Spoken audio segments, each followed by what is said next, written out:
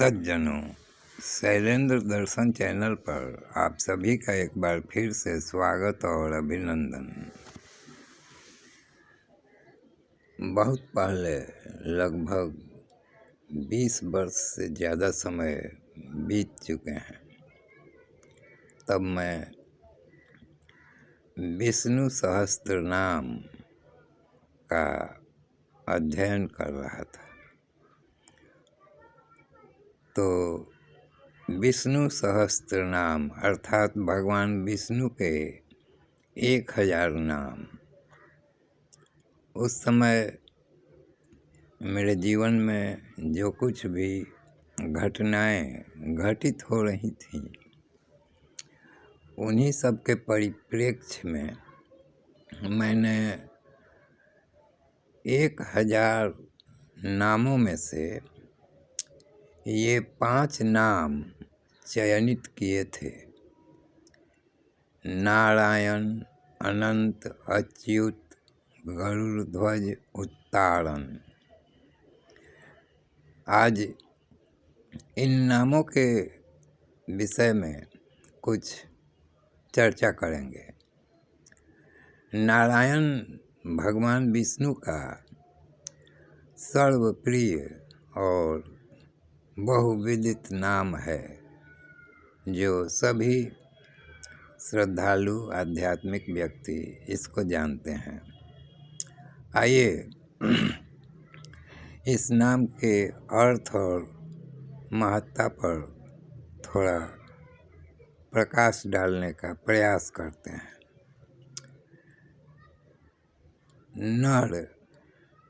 नर का अर्थ होता है जल, और नाड़ का अर्थ होता है जल राशि, यानी बृहद जल राशि, बहुत बड़ी मात्रा में जल की उपस्थिति, जैसे नदियों में, समुद्र में होता है। तो नाड़, और अगला शब्द है अयन, यानी उस पर लेटे रहना, सोए रहना, अर्थात बृहद जल राशि पर जो सोए रहते हैं, उन्हीं का नाम नारायण है। यह नाम और भगवान विष्णु का समुद्र पर शयन करने का जो दृश्य है, उसमें बहुत ही गूढ़ अर्थ छिपा हुआ है। ईश्वर का सोना और जगना उस तरह का नहीं होता है जिस तरह का मनुष्य या अन्य जीवधारियों में होता है। वे सोते हुए भी जागृत हैं और जागृत होते हुए भी सोए हुए हैं। इन दोनों शब्दों का उनसे कोई लेना देना नहीं है। वे समुद्र में शेष शैया पर जिस प्रकार से सोए रहते हैं या लेटे रहते हैं, उसी स्थिति में समूचे ब्रह्मांड का वे पालन पोषण भरण सब करते रहते हैं। यह उनकी ईश्वरीय महिमा है और ईश्वरीय गुण है। तो सज्जनों, नारायण शब्द का अर्थ हमने अपनी सहज बुद्धि से समझने का प्रयास किया है। और अनंत, उनका एक नाम है अनंत, जिसका कोई अंत नहीं है, जो कभी खत्म नहीं होता है। ऐसा स्वरूप सिर्फ भगवान विष्णु का है। तो जो कभी समाप्त न हो, वह है अनंत। अच्युत, जो अपनी स्थिति से कभी भी हिले डुले नहीं, गिरे नहीं, हटे नहीं या स्थानांतरित न हो, उसे अच्युत कहा जाता है। तो ईश्वर हमेशा से अच्युत हैं। वो वे किसी दूरी, समय सीमा या किसी भी बंधन में नहीं है जहाँ से वे हिले डुलें या वहाँ से वे नीचे गिरें या ऊपर उठें। उनकी स्थिति अच्युत है, अर्थात अस्थाई है, स्थिर है और हमेशा एक जैसी बनी रहने वाली है। इसके बाद तीसरा शब्द आता है, उनका नाम गरुड़ ध्वज। गरुड़ उनके सवारी का नाम है, गरुड़ पक्षी।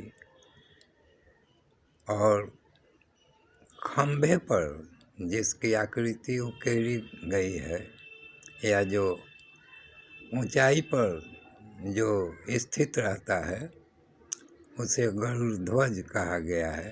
तो एक नाम भगवान विष्णु का गरुड़ ध्वज भी है, अर्थात ध्वजा पर यानी शिखर पर स्थित रहने वाले भगवान विष्णु का यह नाम गरुड़ ध्वज है, जो हमेशा उच्च स्थिति में बना रहता है। और पांचवा नाम है उत्तारण। उत्तारण अर्थात जो पार उतार दे। उत्तरण शब्द का अर्थ होता है तैर कर पार करना। और इस संसार सागर में जीव या मानव जो अपनी क्षमताओं में हर तरह से क्षुद्र है, वह इस संसार सागर को स्वयं तैर कर पार करने में सर्वथा असमर्थ है। तो इस बोध को समझते हुए भगवान विष्णु का आश्रय लिया जाता है, जो उत्तारण कर देते हैं, अर्थात पार करा देते हैं इस भवसागर से, इस संसार के उतराव चढ़ाव, परिस्थितियों, स्थितियों इत्यादि झमेलों से या सांसारिक स्वरूप से जीव को पार करा देते हैं।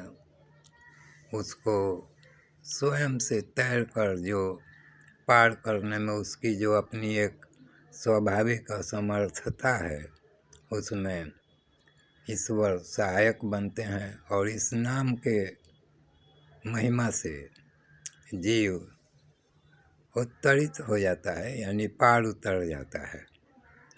तो सज्जनों, इन 5 नामों का चयन मैंने तत्कालीन परिस्थितियों के अनुसार किए थे और इन नामों का मैं जप और स्मरण करता आया था। लेकिन आध्यात्मिक रुचि संपन्न होने के कारण बहुत से आध्यात्मिक प्रकरण स्वाध्याय के सीमा में हमारे आते रहे हैं और मैं भरसक उन सब का अध्ययन, मनन, चिंतन इत्यादि करता रहता हूँ।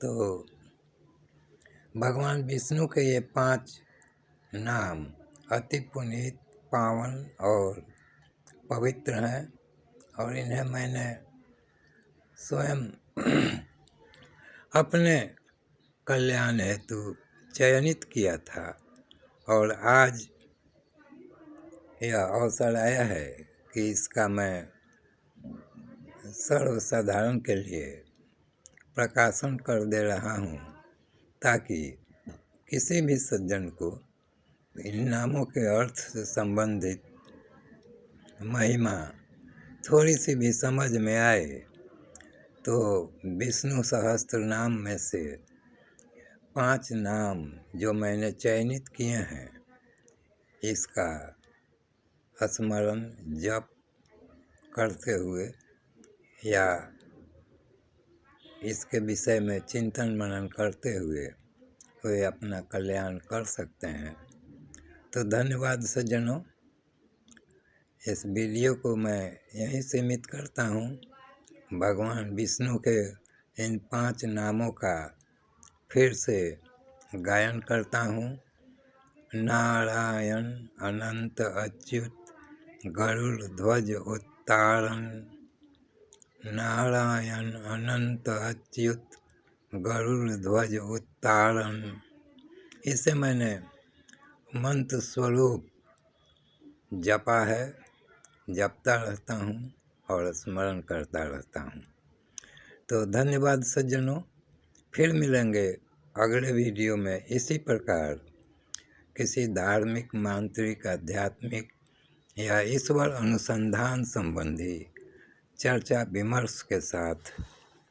धन्यवाद।